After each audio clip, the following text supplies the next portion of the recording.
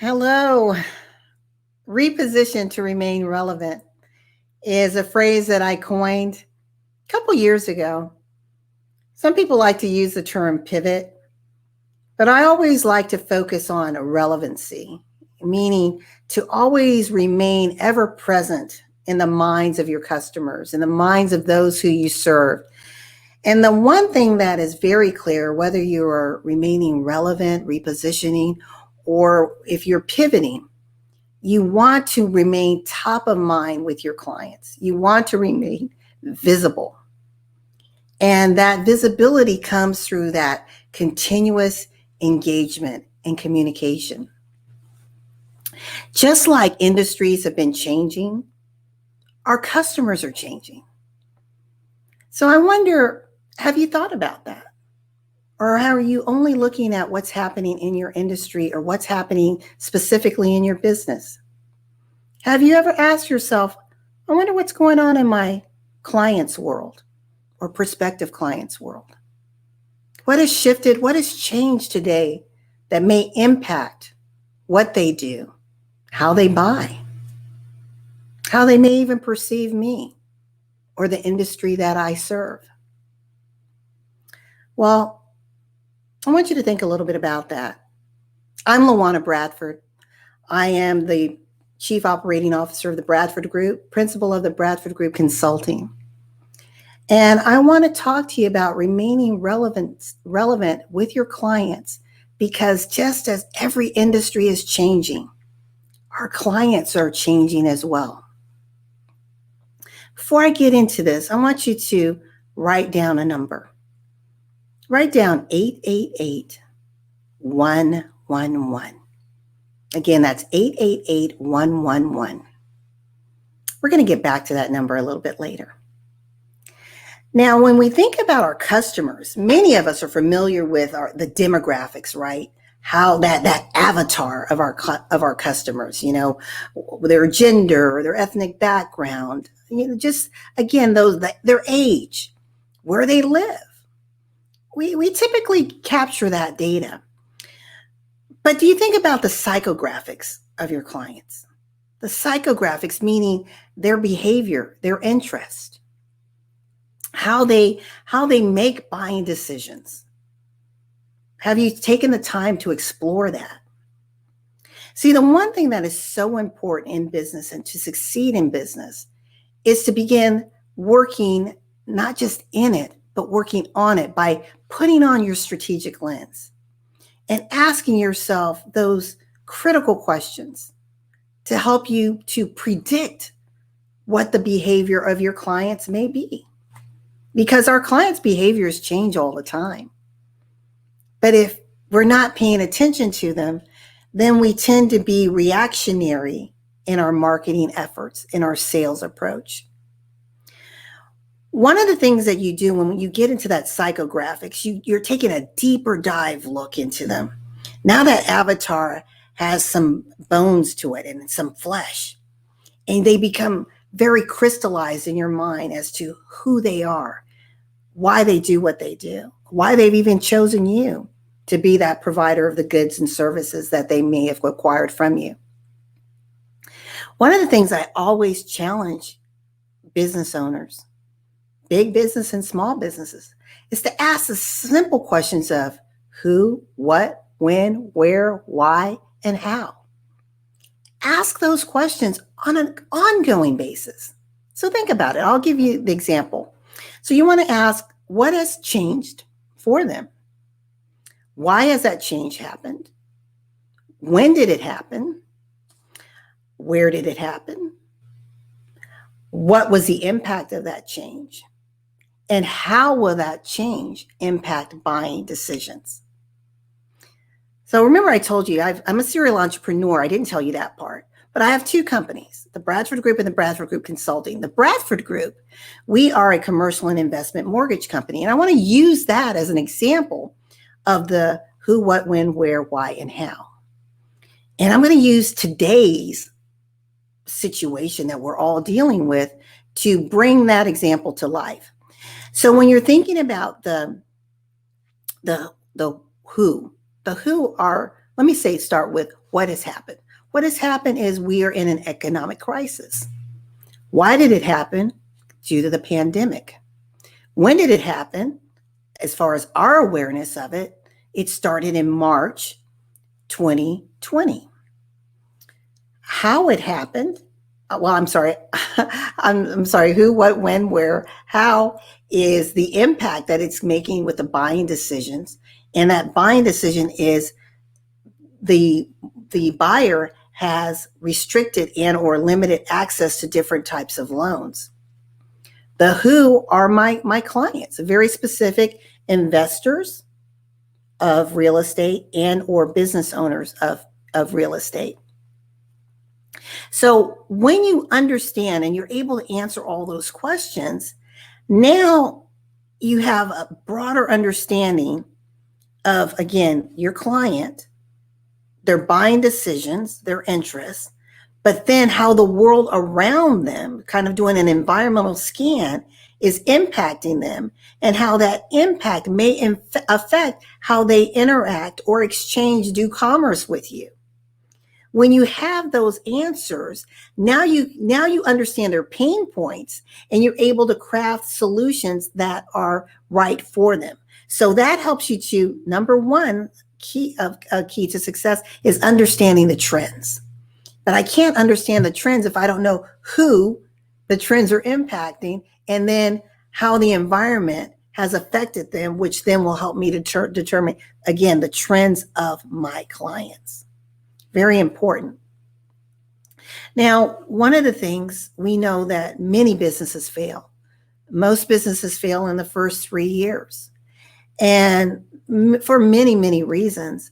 But in order to maximize your success in business, it is critical that you don't run around.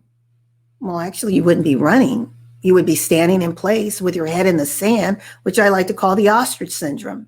Meaning, I don't want to see the issues that are going on. I don't want to deal with whatever change is happening. It's easier if I bury my head and pretend like it doesn't exist, and maybe I'll wake up and it will go away and everything will just work out. That's called a hope methodology. And hope is not a method.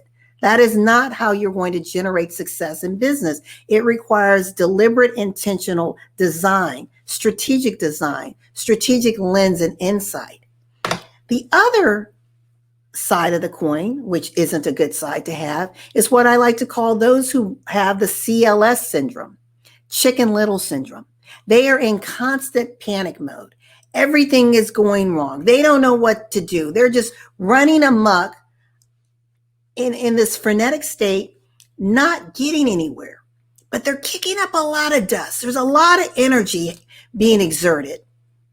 But they're going nowhere because they're so panicked. They're so petrified by whatever's going on that they don't know what to do. So they're just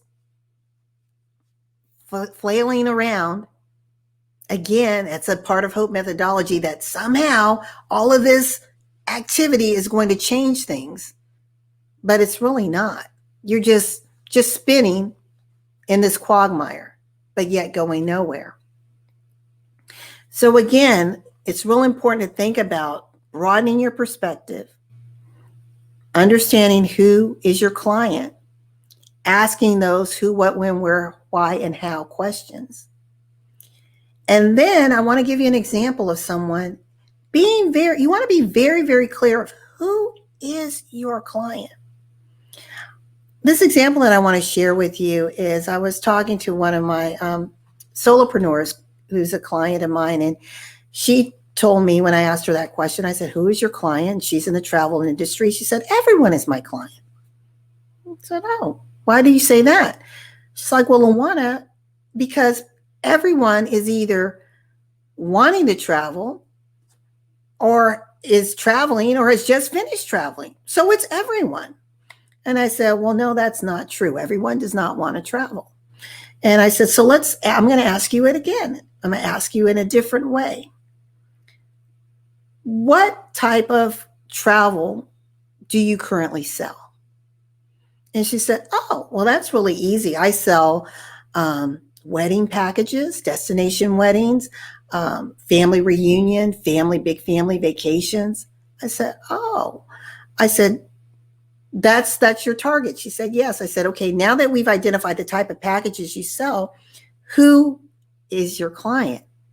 Suddenly the light bulb came on and she said, oh my gosh, my clients are newlyweds or people renewing their vows or families. Now we have a clear avatar. Now we can start digging into the psychographics and understanding why they do, what their interests are, their buying decisions. We're able to look at them in a very different lens, understand the environment, and then package and spin our communication, i.e. our conversation that we're going to have with them, whether it's in face-to-face communication, marketing material, our social media, our website. We're communicating in a way that resonates with who they are and will compel them to choose you, to choose me, right? So when you dig into these answers, it actually helps you tap into your higher faculty. And one of those higher faculties is innovation and reasoning. Actually, there's two. So there's 6 faculties, but innovation and reasoning. And that is so important to get in that creative, innovative state, to always stay there. And again, when you're asking those questions, it stimulates your mind, that frontal lobe, to get you to that state. And when you do, suddenly the answers start percolating and idea after idea starts to fire. And the brilliance about innovation is most people think, I have to create something new. No, you don't. Of all businesses that are out there and all products and services, literally it's like 10 to 15% are totally new, transformative types of things like the iPhone or like Amazon or like Uber or like Airbnb. Those are things that were kind of revolutionary in their market. But most things you and I are going to do are going to be innovative, meaning we're going to take something and we're going to make it better. So don't feel like it's got to be new. It's got to have a unique signature. No, you find something that's working and you determine, how can I make it better? How can I create a better convenience? How can I make it more affordable? How can I make it more accessible?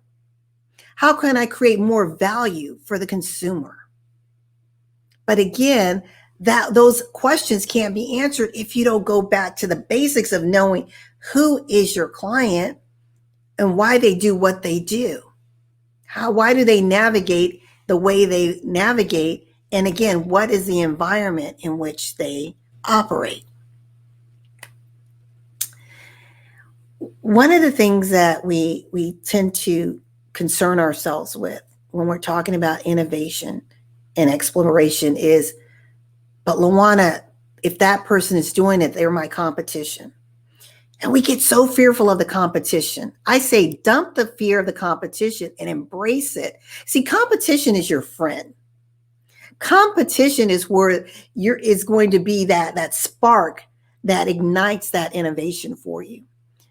When you drive around next time in your city, look at all the competition that's around you. You'll have a Quick Trip and a Chevron across the street, or a BP station across the street. I think that's more comparable to a Quick Trip. Or you'll have a Burger King and a Wendy's across the street from another. So again, competition is your friend. And everyone who may be attracted to business A may not be attracted to you, just as those who are attracted to your business may not be attracted to the other business. But you can learn from their successes, from their business models, of and taking those lessons learned and applying them to your business. I study my competition all the time. So using the mortgage example, with what happened with the pandemic and the changing in guidelines, I picked up the phone. I was calling my broker colleagues. What are you guys doing? What are you finding? What are your clients telling you? I'm hearing the same thing. What solutions are you considering? What are you hearing from the Hill? What changes may be happening? Having those conversations are healthy conversations. So get over the fear and start engaging and collaborating, because there's plenty to go around. And when you have this clear line of sight, when you're able to answer all of these questions, understanding the trends, being able to innovate and act by developing those strategies, those tactics, and tapping into those resources for you, then and only then are you able to leverage your products and services and launch them with intention in the market. Now, you may be thinking, what do you mean launching my products and services? They're already out there. People already know. My website already shows what I sell, or my storefront. I already have my products and services. I'm not a new business, LaWanna. I get it. But there's nothing wrong with relaunching, creating a new awareness campaign, having a customer appreciation day and saying, oh, by the way, let me tell you about this product that you may have bought some time ago, but you may have forgotten about it. I want you to tap in and tune into some of the features and the value that maybe I didn't explain so well before. Remember I told you earlier about that number 888-111? Well, if you wrote that down, 888-111, I want you to write next to it the word Bradford, Bradford, Bradford. Now, with all of this information that we talked about, I now want you to come up with your new messaging for your clients, because now you have more data. This is a data intense time. So now you've done all your data analytics. You've added more to your client profile. You know more about their buying behavior. You know more about their likes or dislikes. You know more about how the current environment is impacting them. You know what your competition is doing. And you've teased out what things you might like to take and innovate and apply to your businesses and or services, your business services and products. And now you're going to create a new message or messages to your different audiences. And that is going to create a new level of attraction marketing for them. They're going to see you in a new light. It's going to be fresh. Because if we're always saying the same message in the same way, it becomes stale and people become desensitized to it. So you want to stimulate them with impactful messaging that is relatable to them.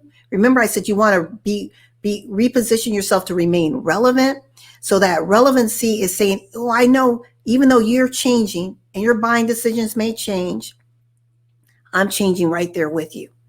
I understand. I'm being empathetic, and I'm communicating that with you in how I message you. This isn't rocket science. Like I said, you want to understand the trends. You want to innovate. You want to act, implement those innovations, and then you want to relaunch your products and services. See, I believe that closed mouths don't get fed. So if you want to succeed in this marketplace, you're going to have to open up your mouth and be heard. And you want to be seen. And you want to be so visible and so impactful in your messaging that you remain top of mind, that you become memorable. See, people find businesses interesting who show that they are in turn interested in them. Obviously, we're all in business to make money. But if I am identifying that client's pain point and showing that I am a solution provider, because that's what we do in business, that I can provide a solution. I can make your life easier. I can provide you with value. then that's going to endear me to them. And then the greatest reward is when they tell their friends and their friends. So remember that number I told you, 888-111. I want you to text Bradford to that number, and I have a free gift for you. A free gift, which is the success of strategic planning for success. And I hope that you're able to tease out some golden nuggets that are going to help complement this session here with me today. I want to thank you so much for being a part of Comeback Champion Summit. This is a time to rise up, to be your best ever self in life and in business. Thank you so much for your time. Again, 888-111. Text Bradford to that number for your free gift. I am LaWanna Bradford with the Bradford Group, principal of the Bradford Group Consulting, where we are making a difference one life at a time, one strategy at a time. Thank you so much. Be blessed.